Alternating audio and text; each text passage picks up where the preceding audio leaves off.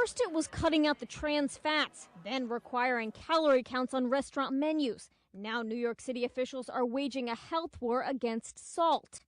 Every year, the levels of salt that we get in our diet is responsible for tens and thousands of preventable deaths and billions of healthcare dollars.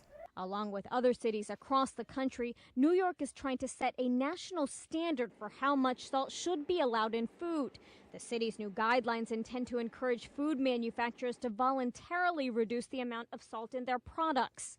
80% of the salt in our diet isn't coming from what you add at the table. It's not from what you add when you're cooking at home. It's actually already in the food when you buy it at the grocery store, when you buy it at the restaurant, and when you take it home.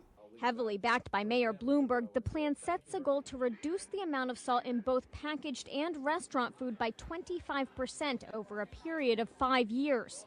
If you do it overnight, people notice the difference. If you do it gradually over 3, 4, 5 years, people don't. But you wind up with a lot less sodium in the food. The ultimate result being less sodium will lead to fewer incidents of high blood pressure, heart attacks, and strokes. But some doctors say that may not necessarily happen. Dr. Michael Alderman worries that this plan may be a massive public health experiment. I think it's an experiment to try to lower the salt intake of a whole population in the hopes that one particular effect of salt will outweigh that of all of the other effects. And then, of course, we know nothing about the unintended consequences. But even with the unknowns, most people don't seem to mind a little less salt in their diets. I think it's a great idea. People should take in less salt. I think it's great for your health and great for everybody to do.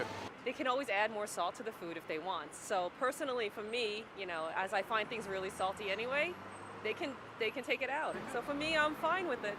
Bonnie Ghosh, The Associated Press, New York.